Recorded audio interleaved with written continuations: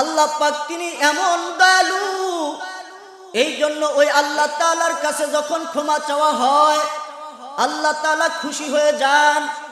আল্লাহ পাক বলেন, এই পৃথিবীর মানুষ যদি গুনাহ না করত তাহলে আমি এই পৃথিবীতে এমন বান্দা পাঠাইতাম যেই বান্দা তওবা করবে, গুনাহ করবে, আবার তওবা করবে, এমন বান্দাদেরকে আমি এই পৃথিবীতে পাঠাইতাম। যারা গুনাহ করবে না এমন বান্দাদেরকে আমি উঠায়া নিয়ে যাইতাম। সুবহানাল্লাহ। তার মানে এই পৃথিবীতে যারা গুনাহ করবে আবার তওবাও করবে এদেরকে আল্লাহ পাক ভালোবাসেন। আবার যারা শুধু গুনাহই করে কিন্তু তওবা করে না এদেরকে আল্লাহ পাক ভালোবাসেন না।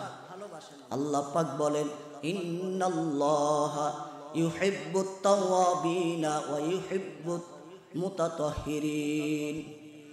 নিশ্চয় আল্লাহ পাক যারা তওবা করে তাদেরকে ভালোবাসেন, যারা পবিত্রতা অর্জন করে তাদেরকেও আল্লাহ পাক ভালোবাসেন। আয়াতের প্রথম অংশ বললাম তওবাকারীদেরকে আল্লাহ পাক ভালোবাসেন।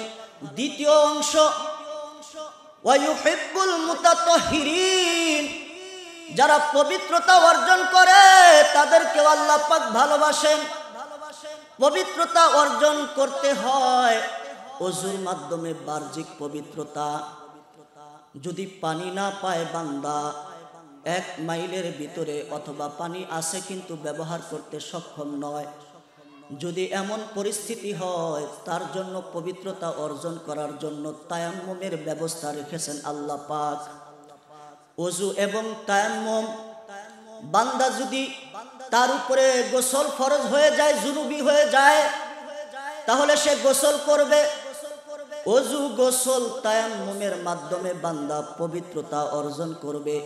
আল্লাহ পাক বলেন, ইয়া আইয়ুহাল্লাযীনা আমানু ইযা কুনতুম ইলাস সালাতি ফাগসিলু ওয়ুজুহাকুম ওয়া আইদিয়াকুম ইলাল মারাফিক ওয়ামসাহু বিরুউসিকুম। হে ঈমানদারগণ, তোমরা তওবা করো, খাঁটি তওবা। তওবা করার কথা বলিয়া আল্লাহ পাক অপর আয়াতে বান্দাদেরকে তিনি সাহস যোগায়া বলেন, ভয় পাওয়ার কিছু নাই। বান্দা গুনাহ করে ফেলেছো, ভয় নাই। আমি আল্লাহ তাআলার কাছে যদি তোমরা তওবা করতে পারো, আমি আল্লাহ এত দয়ালু, তওবা করতে দেরি, আমার কাছে ক্ষমা চাইতে দেরি, আমি তোমাদেরকে ক্ষমা করে দিতে দেরি করব না। সুবহানাল্লাহ।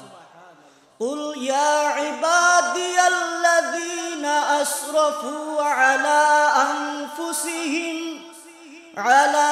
আনফুসিহিম লা তাকনাতু মির রাহমাতিল্লাহ। আল্লাহ পাক বান্দাদেরকে মায়া করিয়া ডেকে ডেকে বলেন, হে আমার বান্দারা, যারা নিজেদের নফসের উপরে গুনাহ করতে করতে জুলুম করে ফেলেছো, নিজের নফসের উপরে অনেক জুলুম করে ফেলেছো, লা তাকনাতু মির রাহমাতিল্লাহ, তোমরা নিরাশ হইও না আমার রহমত থেকে, আমার দয়া থেকে তোমরা নিরাশ হইও না। আমি আল্লাহ এত দয়ালু। ইন্নাল্লাহা ইয়াগফিরুদ যুনুবা জামিআ। আল্লাহ পাক তিনি বলেন, আমি তোমাদের সমস্ত গুনাহ খাতা মাফ করে দিব, ক্ষমা করে দিব, যদি তোমরা আমার কাছে ক্ষমা চাইতে পারো। আল্লাহ পাক তিনি কত দয়ালু, তার কাছে ক্ষমা চাইতে দেরি কিন্তু ক্ষমা করে দিতে দেরি করেন না। সুবহানাল্লাহ। শুধু তাই নয়, সূরা নূহের ভিতরে আল্লাহ পাক যারা তওবা করবে, আস্তাগফিরুল্লাহ আস্তাগফিরুল্লাহ পাঠ করবে, তাদের কি প্রতিদান রেখেছেন। হযরত হাসান বসরি রাদিয়াল্লাহু রাহমাতুল্লাহি আলাইহি তিনি বসে আছেন, তার কাছে এক লোক এসে বলতেছে, হুজুর, আমার অনেক দিন বিয়ে করেছে, আমার সন্তান হয় না। হাসান বসরি রহমাতুল্লাহি আলাইহি বলেন, তুমি আস্তাগফিরুল্লাহ পাঠ করো, তোমার সন্তান হবে। আরেকজন এসে বলে, হুজুর আমার জমিনের ফসল হয় না, যখনই ফসল রোপণ করা হয় পুরে সারখার হয়ে যায়, কি করতে পারি আপনি আমাকে পরামর্শ দিন। হাসান বসরি রহমাতুল্লাহি আলাইহি বলেন, তুমি আস্তাগফিরুল্লাহ পাঠ করো। আরেকজন এসে বলে, হুজুর আমি দীর্ঘদিন ধরে অসুস্থ আছি, শরীরে কোনো শক্তি নাই, কি করতে পারি বলুন। হাসান বসরি রহমাতুল্লাহি আলাইহি বলেন, তুমি আস্তাগফিরুল্লাহ পাঠ করো। এভাবে যত লোক এসেছে তাদের সমস্যার কথা বলেছে, সকলকেই একটাই ঔষধ দিয়ে দিয়েছে, যাও তোমরা আস্তাগফিরুল্লাহ পাঠ করো। পাশেই খাদেম বসা আছে, খাদেম জিজ্ঞাসা করে, হুজুর এক একজনে এক এক রকম সমস্যা নিয়ে আপনার কাছে হাজির হয়েছে, কিন্তু আপনি সকলকে একই প্রেসক্রিপশন করেছেন, ব্যাপারটা কি? সকল রোগের একটি ঔষধ দিয়েছেন, এর মানে কি, অর্থ কি? হাসান বসরি রহমাতুল্লাহি আলাইহি তিনি বলেন, বাচাদন তুমি কি সূরা নূহ তেলাওয়াত করো নাই? সূরা নূহের ভিতরে আল্লাহ পাক বলেন, ফাকুলতু আস্তাগফিরু রাব্বাকুম ইন্নাহু কানা গফফারা। আল্লাহ পাক তিনি বলেন, ফাকুলতু আমি বলি, ইস্তাগফিরু রাব্বাকুম তোমার রবের কাছে ক্ষমা প্রার্থনা করো, ইন্নাহু কানা গফফারা নিশ্চয় তিনি হলেন ক্ষমাশীল, তার কাছে ক্ষমা চাইতে দেরি হবে, ক্ষমা করে দিতে দেরি হবে না। সুবহানাল্লাহ। শুধু তাই নয়, আল্লাহ পাক তিনি আরো বলেন, ইরসিলিস সামাআ আলাইকুম মিদরারা। গুনাহের কারণে এলাকার ভিতরে বৃষ্টি বন্ধ হয়ে গেছে, প্রচন্ড রৌদ্রের কারণে মাটি ফেটে চৌচির হয়ে গেছে, ফসল উৎপাদন হয় না। ওই মুহূর্তে আল্লাহ পাক তিনি বলেন, তোমরা যদি আস্তাগফিরুল্লাহ পাঠ করো, তাহলে তোমাদের উপরে আসমান থেকে আমি আল্লাহ রহমতের বৃষ্টি দান করব। সুবহানাল্লাহ। ইরসিলিস সামাআ আলাইকুম মিদরারা। আরো আল্লাহ পাক বলেন, ওয়া ইউমদিদুকুম বিআমওয়ালি ওয়া বানিন। আল্লাহ পাক বলেন, শুধু তাই নয়, যে ব্যক্তি আস্তাগফিরুল্লাহ পাঠ করবে, আমি তাকে সচ্ছলতা দান করব। সে যদি গরিব থাকে তাকে মালবান ধনাট্যবান বানায় দিব, তার অসচ্ছলতা দূর করে দিব। শুধু তাই নয়, যদি তার সন্তান না থাকে তাকে আমি সন্তান দান করব। ভাইরা আমার, আজকে আমাদের এই সমাজের ভিতরে কত মা বোন আছে, কারো ঘরে সন্তান নাই, 12টা বছর হয়ে গেছে বিবাহ করেছে, কিন্তু এখনো সন্তান হয় নাই। সন্তানের জন্য কত জায়গায় দৌড়াইছে, কত ডাক্তার দেখাইছে, কত কবিরাজ দেখাইছে, কত জায়গায় গিয়েছে, দোয়া চেয়েছে, কিন্তু সন্তান হয় না। আল্লাহ পাক বলেন, যেই ব্যক্তি সকল দরওয়াজা থেকে ফিরিয়া একমাত্র আমি আল্লাহর দিকে ফিরিয়া তওবা করবে, আস্তাগফিরুল্লাহ পাঠ করবে, আমি আল্লাহ পাক তার সন্তান নাই, তাকে আমি সন্তান দান করব। সুবহানাল্লাহ, জোরে বলেন সুবহানাল্লাহ। শুধু তাই নয়, আল্লাহ পাক তিনি বলেন, ওয়াজআল লাকুম জান্নাতিন ওয়াজআল লাকুম আনহারা। আমি তাকে জান্নাত দান করব। শুধু তাই নয়, এমন জান্নাত দান করব যে জান্নাতের ভিতরে নহর আছে, দুধের নহর, মধুর নহর, শরাবের নহর, পানির নহর আছে। সুবহানাল্লাহ। এমন জান্নাত আল্লাহ পাক বান্দাকে দান করবেন। বান্দা যখন আস্তাগফিরুল্লাহ পাঠ করে, আল্লাহ পাক এই আস্তাগফিরুল্লাহর বাদৌলতে তার মনের নেক আশা পূরণ করে দেন। কোন ব্যক্তি যদি কারো কাছে টাকা চাইতে যাবে, তার মনের ভিতরে ধারণা টাকা দিবে না, সে যদি আস্তাগফিরুল্লাহ কমপক্ষে 70 বার যদি পাঠ করে, এরপরে ওই লোকের কাছে যদি চায়, আল্লাহ পাক তিনি এমন পরিবেশ তৈরি করে দিবেন, বান্দা তাকে দিতে বাধ্য থাকিবে। সুবহানাল্লাহ।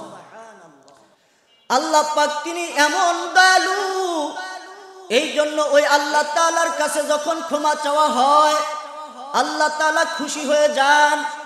আল্লাহ পাক বলেন, এই পৃথিবীর মানুষ যদি গুনাহ না করত, তাহলে আমি এই পৃথিবীতে এমন বান্দা পাঠাইতাম, যেই বান্দা তওবা করবে, গুনাহ করবে, আবার তওবা করবে, এমন বান্দাদেরকে আমি এই পৃথিবীতে পাঠাইতাম।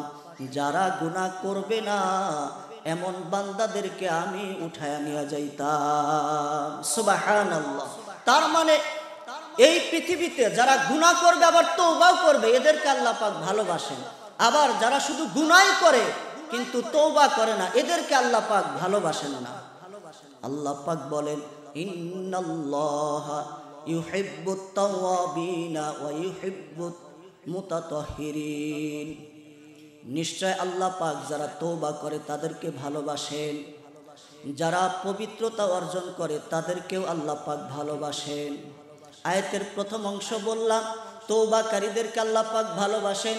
দ্বিতীয় অংশ ওয়া ইউহিব্বুল মুতাতাহহিরিন, যারা পবিত্রতা অর্জন করে তাদেরকেও আল্লাহ পাক ভালোবাসেন। পবিত্রতা অর্জন করতে হয় ওযুর মাধ্যমে, বাহ্যিক পবিত্রতা। যদি পানি না পায় বান্দা 1 মাইলের ভিতরে, অথবা পানি আছে কিন্তু ব্যবহার করতে সক্ষম নয়, যদি এমন পরিস্থিতি হয়, তার জন্য পবিত্রতা অর্জন করার জন্য তায়াম্মুমের ব্যবস্থা রেখেছেন আল্লাহ পাক। ওযু এবং তায়াম্মুম, বান্দা যদি তার উপরে গোসল ফরজ হয়ে যায়, জুনুবি হয়ে যায়, তাহলে সে গোসল করবে। ওযু, গোসল, তায়াম্মুমের মাধ্যমে বান্দা পবিত্রতা অর্জন করবে। আল্লাহ পাক বলেন, ইয়া আইয়ুহাল্লাযীনা আমানু ইযা কুনতুম ইলাস সালাতি ফাগসিলু ওয়ুজুহাকুম ওয়া আইদিয়াকুম ইলাল মারাফিক ওয়ামসাহু বিরুউসিকুম ওয়া আরজুলাকুম ইলাল কাবাইন। আল্লাহু আকবার। আল্লাহ পাক বলেন, হে ঈমানদারগণ, তোমরা যখন নামাজের প্রস্তুতি নাও, তখন তোমাদের ওযুর জন্য তোমরা সর্বপ্রথম তোমাদের চেহারাকে ধৌত করো, এরপর তোমাদের উভয় হাত কনুই সহ ধৌত করো, কনুই সহ ধৌত করবা। এরপরে আল্লাহ পাক বলেন, ওয়ামসাহু বিরুউসিকুম, তোমাদের মাথা মাসা করো, ওয়া আরজুলাকুম ইলাল কাবাইন, এরপরে তোমাদের পা ধৌত করো টাকনু সহকারে। সুবহানাল্লাহ। ওযুর মাধ্যমে পবিত্রতা অর্জন, অথবা তার উপরে যদি গোসল ফরজ হয়ে থাকে, তাহলে সে গোসলের মাধ্যমে পবিত্রতা অর্জন করবে। ওযু, গোসল করার যদি পানি না থাকে, তাহলে সে তায়াম্মুমের মাধ্যমে সে পবিত্রতা অর্জন করবে। সুবহানাল্লাহ। এটা হলো বাহ্যিক পবিত্রতা, শরীর পবিত্র, কাপড় পবিত্র। এরপরে আল্লাহ পাক বলেন, বান্দা সফলকামী হবে তখনই তার বাহ্যিক পবিত্রতা যখন অর্জন করবে, সাথে সাথে তার অন্তরটাকেও যখন সে পবিত্র বানায় নিবে। অন্তর পবিত্রতা করবে। ভাইরা আমার, আজকে দুনিয়ার মানুষের বাহ্যিক চেহারা কত সুন্দর, যার চেহারার দিকে তাকাইলে দেখা যায় নূর চমকাইতেছে, কিন্তু তার অন্তরটা এত খারাপ, তার সাথে যদি কয়েকদিন মেশা যায় বোঝা যায় এই আল্লাহর বান্দা সৌন্দর্যের চেহারার অধিকারী হওয়ার পরেও তার অন্তরটা এত কালো যে মিশে সে বলে তার মতো খারাপ লোক এই পৃথিবীতে আর একটাও নাই। ঠিক কিনা? অন্তর পবিত্র বানাইতে হবে। অন্তর পবিত্র বানানোর একটা ওষুধ শুরুতেই বলেছি, তওবা করতে হবে। যে যত বেশি আস্তাগফিরুল্লাহ পাঠ করবে, তার অন্তর পবিত্র হবে তত বেশি। আস্তাগফিরুল্লাহ বলার দ্বারা আল্লাহ পাক গুনাহ মাফ করে দেন। অন্তরের ভিতরে বান্দা যখন একটা গুনাহ করে, গুনাহের দাগ অন্তরের ভিতরে পড়ে যায়, কালো দাগ পড়ে যায়। বান্দা যখন বলে আস্তাগফিরুল্লাহ, তার অন্তরের কালো দাগ মুছতে থাকে। এভাবে আস্তাগফিরুল্লাহ বলতে বলতে আল্লাহ পাক তার অন্তরটাকে সাদা বানায়া দেন। সুবহানাল্লাহ। সাদা মনের মানুষ আমরা বলি না অনেক সময় যে এই লোকটা সাদা দিলের মানুষ। ভালো মানুষ যারা তাদেরকে বলি আমরা সাদা দিলের মানুষ। আপনি যখন সাদা দিলের মানুষ হতে পারবেন, আপনি কামিয়াব হয়ে যাবেন। আপনার শরীর পবিত্র, আপনার অন্তর পবিত্র। কিছু মানুষ আছে তার ব্যবহার অনেক ভালো, কিন্তু তার ভিতরে একটা দোষ আছে, সে চগলখড়ি করে। এমন আছে না নাই? চগলখড়ির ব্যাপারে আল্লাহ রাসূল বলেন, লা ইয়াদখুলুল জান্নাতা কাত্তাতুন। চগলখড়ি কখনো সে জান্নাতে প্রবেশ করতে পারবে না। এমন কিছু মানুষ আছে যারা গীবত করে, সব কিছু ভালো, কিন্তু সে মানুষের দোষ চর্চা করে বেড়ায়। এমন মানুষ আছে ভাইরা আমার। এই গীবতের ব্যাপারে আল্লাহ রাসূল বলেন, আল গীবাতু আশাদ্দু মিনাজ জিনা। গীবত হলো জিনা থেকে মারাত্মক। তাহলে এই অন্তরগুলো, অন্তরকে যদি আমরা পবিত্র করতে পারি, গীবতের গুনাহ থেকে অন্তরকে যদি আমরা পবিত্র করতে পারি, চগলখড়ি গুনাহ থেকে, কবিরা গুনাহ থেকে যদি আমরা অন্তরটাকে পবিত্র বানাইতে পারি, আল্লাহ পাক তিনি বলেন, কদ আফলাহাল মুমিনুন।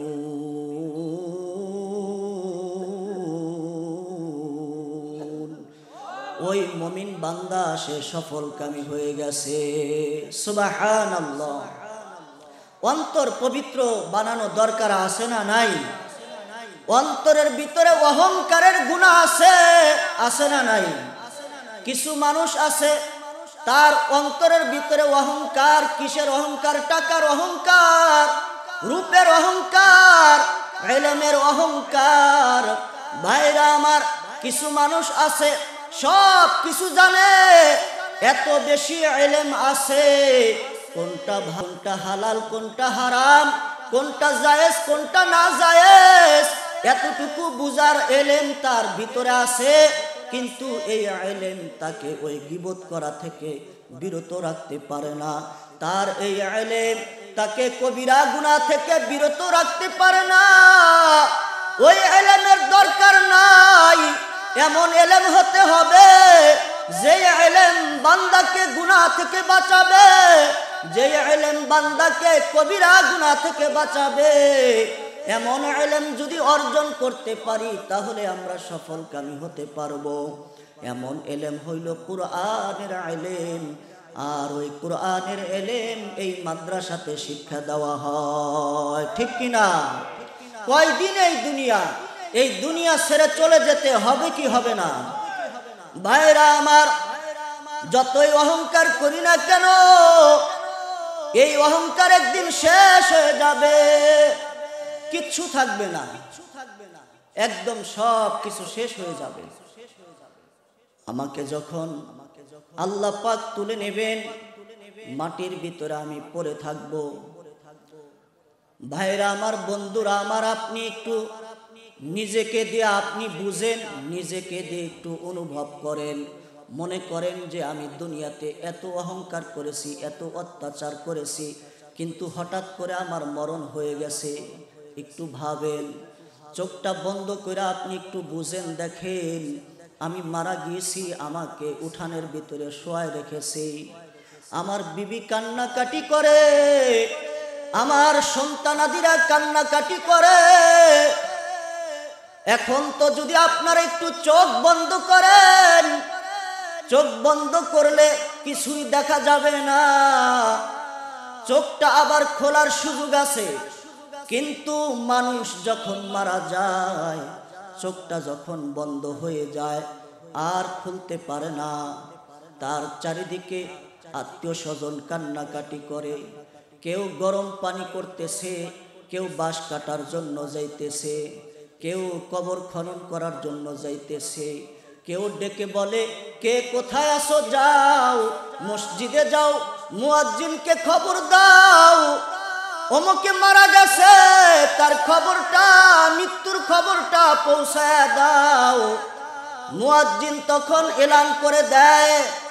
ভাইরা আমার, এভাবে আস্তে আস্তে যখন গোসলের কাজটাও সেরে ফেলে, একটু অনুভব করেন, চোখটা বন্ধ করে যখন অনুভব করবেন আমাকে গোসল করানো হচ্ছে, গোসল শেষে আমাকে সাদা কাফনের কাপড় পরানো হচ্ছে, কাপড় পরানো হলো, মাথার দিকে একটু বাঁধন দিয়া, কোমরের মধ্যে একটা বাঁধন দিয়া, পায়ের দিকে একটা বাঁধন দিয়া, খাটটাকে চারজন উঁচু করিয়া কাঁধে করে লইয়া যায়, আর পিছনে সবাই কালেমা পাঠ করতে থাকে। ঘরের ভিতরে বিবি কান্নাকাটি করে। একবার অনুভব করেন, যে বিবি আপনাকে এত ভালোবেসেছে, সন্তান এত ভালোবেসেছে, ওই সন্তান একবারের জন্য বলে না তোমরা কে কোথায়, আমার বাবাকে লইয়া যাও। স্ত্রী একবারের জন্য বলে না তোমরা কোথায় লইয়া যাইতেছো, নিয়া যাইও না, আর কয়েকটা দিনের জন্য ঘরের ভিতরে রেখে দাও। এমন কথা কোনো স্ত্রী কোনো সন্তানাদি বলেছে নাকি? কোনো দিন বলে নাই। একবার অনুভব করে দেখেন, আপনাকে কবরের ভিতরে শোয়ানো হলো, কবরের ভিতরে আপনি শুয়ে আছেন, মনে করেছিলেন দুইজন আপনাকে নামাইছে, এই দুইজন আমার সাথে যাবে, কিন্তু একটু পরে এই দুইজনে উঠে গেল। উঠে যাওয়ার পর একে একে বাঁশের ফালটা দেওয়া হচ্ছে। বাঁশের ফালটা দিয়া যখন ডেকে দেওয়া হলো, আর কিছুই দেখা যায় না। সকলে এক মুষ্টি করে মাটি দেওয়া শুরু করলো। কবরটা অন্ধকার, আর কিছুই দেখা যায় না। গায়ে শক্তি নাই, কোনো কিছুই নাই, চোখেও দেখা যায় না, অন্ধকার। ওই মুহূর্তের কথাটা, ওই কবরের সংকীর্ণ জায়গাটার কথা একবার অনুভব করো রে ভাই। একবার যদি তুমি বসে নিরালায় নির্জনে চোখটা বন্ধ করিয়া যদি এই কথাটা চিন্তা ভাবনা করতে পারো, তাহলে জীবনে কোনোদিন তোমার দ্বারা গুনাহ হবে না। হবে? জীবনে গুনাহ করতে পারবা না। এজন্য হক্কানি পীর মাশায়েখগণ তারা বলেন, মাঝে মধ্যে তোমরা মুরাকাবা করবা, মৃত্যুর মুরাকাবা। মনে করো তুমি মরে গেছো, জিন্দা থাকতে যদি তুমি মরার ভান করতে পারো, তাহলে এই মৃত্যুর ভান করাটা তোমাকে গুনার কাছ থেকে বিরত রাখবে। আর গুনার কাছ থেকে যদি তুমি পবিত্র হইতে পারো, তুমি জান্নাতি। সুবহানাল্লাহ।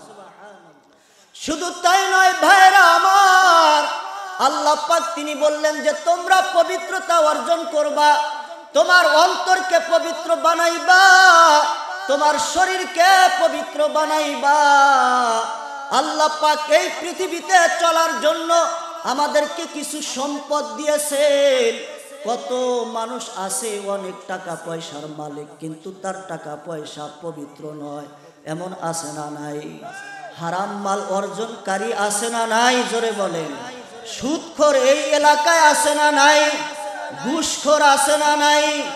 সুদখোর আছে, ঘুষখোর আছে, চাঁদাবাজি করে এমন লোকও আছে যারা মানুষের টাকাগুলো অনায়াসে তারা চাঁদাবাজি করে।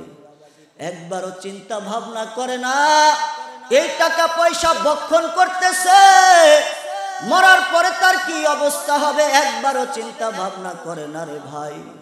ওই বান্দা যদি একবার চিন্তা করতো যে আমার মৃত্যু আছে, পৃথিবীর সমস্ত, পৃথিবীতে প্রায় 5000-এর উপরে ধর্ম মত আছে, সকল ধর্মের মতের অধিকাংশ ধর্মের মানুষেরা তারা বলে আল্লাহ নাই, কিন্তু মৃত্যুর ব্যাপারে সমস্ত ধর্মের অনুসারীরা তারা একমত হয়েছে মৃত্যু হবে, মৃত্যুর হাত থেকে বাঁচার কোনো কায়দা নাই।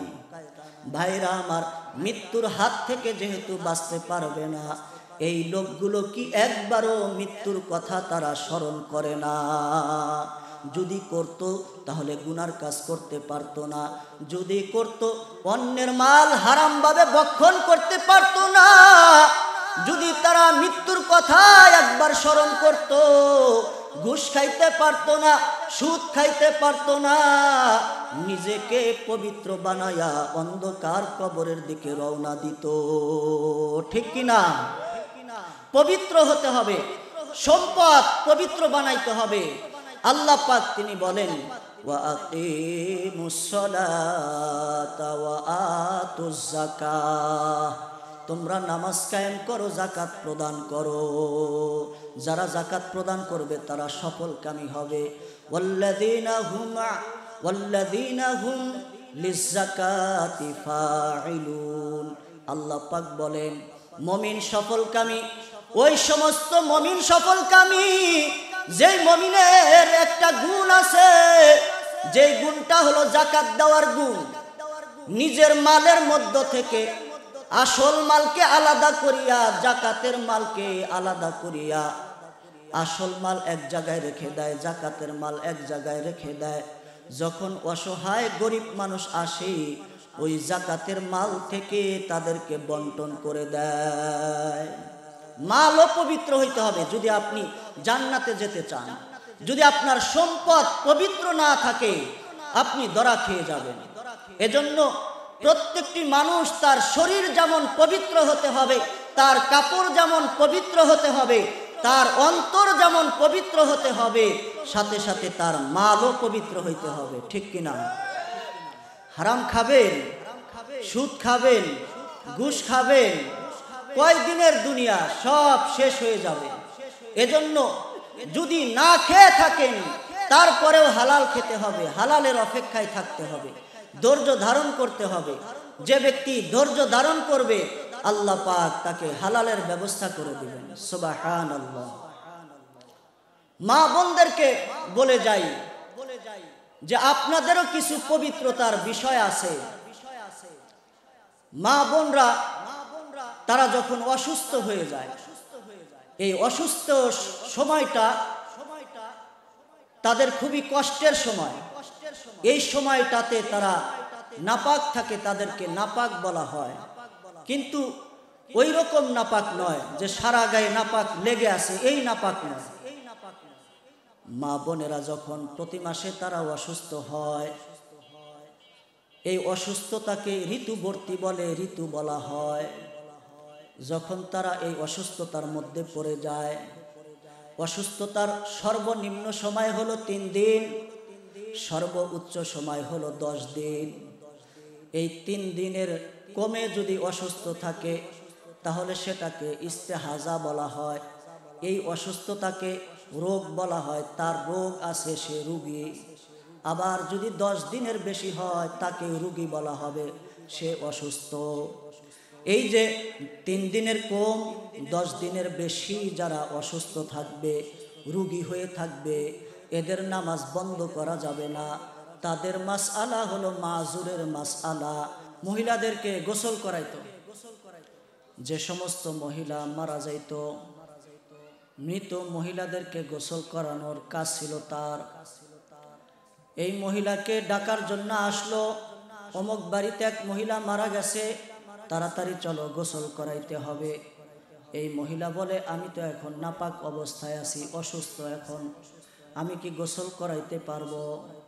আমি এখন যাব না, গোসল করাবো না। কয়, তাহলে পাশেই তো বড় মাদ্রাসা আছে, জিজ্ঞাসা করো।